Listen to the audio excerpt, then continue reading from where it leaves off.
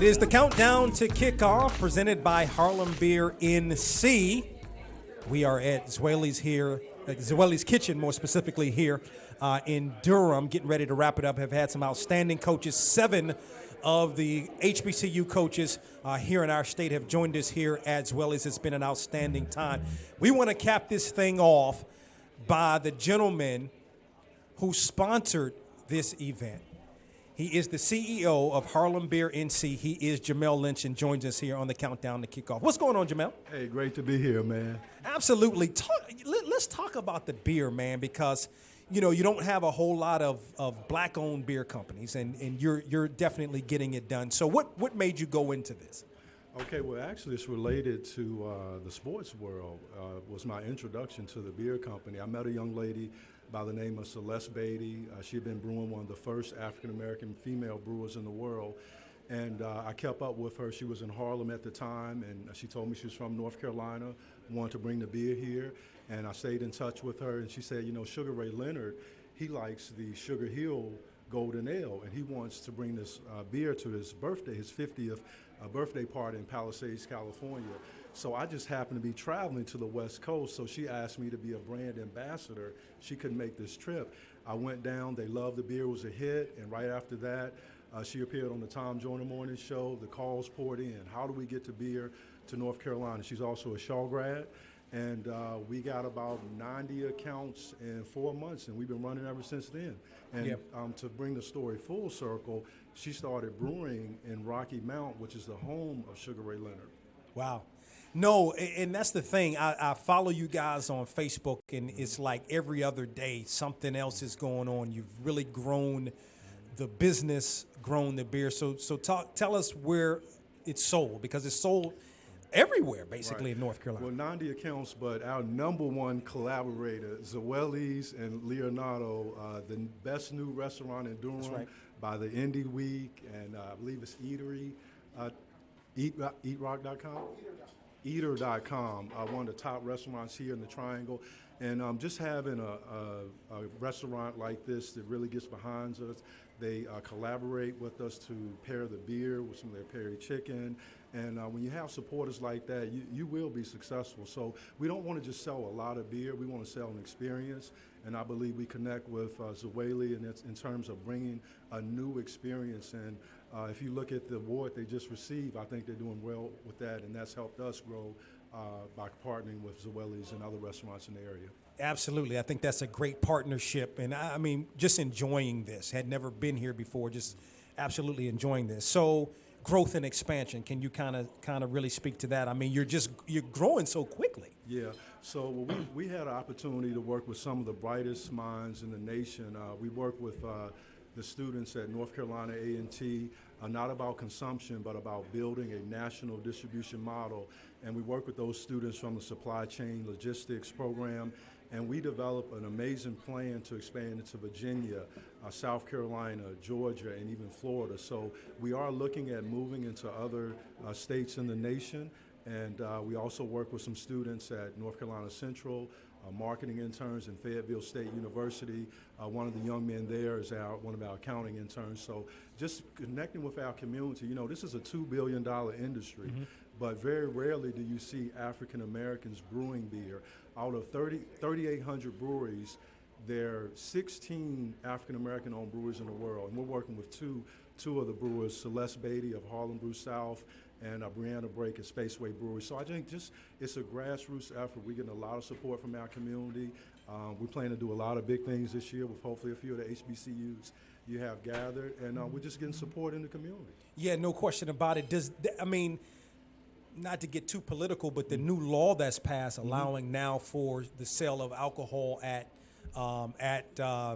state campuses, right. At athletic events more specifically, I mean, that bodes well for you. Oh, yeah, it does. That new legislation has really changed the game in terms of being able to sell beer at some of the sporting events. And we've actually heard from 2 of the local universities, and we hope to get a few more. But I think that's going to help us introduce and fairly penetrate the market. So because we are a new company, so people, know about us in Harlem, but coming to the South, it's a little different. But the brewer was born in North Carolina and brews in Rocky Mount. So we definitely want to take advantage and hopefully present our beers at some of the universities here in North Carolina. So also, you mentioned Rocky Mount. Are you doing something with the Rocky Mount Meals also? Is that? Right. So Rocky Mount Mills, they have a collaboration brewery, and it's about 4 or 5 breweries there, and Spaceway Brewery brews in that facility. Spaceway Brewery in Harlem Brew South, which is run and owned by Celeste Beatty. Okay. And you also mentioned the students. Why was it important to get students involved, and more specifically from the HBCUs? Well, you know, when I first started in this business, the one thing that I wanted to do is connect with HBCUs. I've met a lot of students, for whatever reason, they weren't able to get internships, or, you know, and I had internships. That's what actually brought me to North Carolina. I interned with a local company here. But I talked to some of the students, and they didn't appear to be getting some of the opportunities. So one of the first things I want to do is reach out to the marketing departments, the logistics, supply chain department, and see if we could work with those students, and again, introduce them to distribution, the model of distribution, and building that national distribution plan. So to me personally, that was important, and so far it's working great. We've had some great students work with us. If you look at our Instagram on Harlem Beer NC, one of the interns at North Carolina Central University is responsible for that and done a fantastic job. Awesome. So harlembeernc.com is the website. Now, can people order beer online? Is that possible? So in New York City, you can order beer online, but as a distributor, we sell to licensed bars and restaurants, so we can't sell directly to a customer. There are some companies that do offer beer online. We're not connected with those companies yet, but we only are allowed to sell to licensed bars and restaurants. So we don't participate today, but I'm sure at some point we will make a connection and start offering through another company that is legally able to, through the ABC, sell directly to customers. We're a wholesaler. Absolutely. We appreciate the sponsorship that we have. Is there anything we missed that people need to know about Harlem Beer NC? I would just say come to Zweli's if you really want to have an amazing experience and a true, authentic African cuisine. The food is great. The Perry chicken, try it with the Harlem award-winning best beer at the Bacon Beer Festival, best beer at the People's Choice, made with cumin, coriander, grains of paradise, and orange peel. Try that with the Perry chicken, and you will have an experience that you will never forget. Man, give it up for Jamel Lynch, the CEO of Harlem Beer NC, joining us here. Big sponsor of us at Box to Row. Appreciate it, Jamel. Thanks, man. I appreciate it. Absolutely. Right. So that's about going to wrap it up from Zweli's Kitchen here in Durham. We've had an absolutely outstanding time. Been joined by Adrian Jones, the head football coach at Shaw, Richard Hayes, the head football coach at Fayetteville State, St. Augustine's head football coach Tim Chavis joined us, Chowan head football coach Tim Place joined us, Elizabeth City State head football coach Anthony Jones, Winston, I heard that.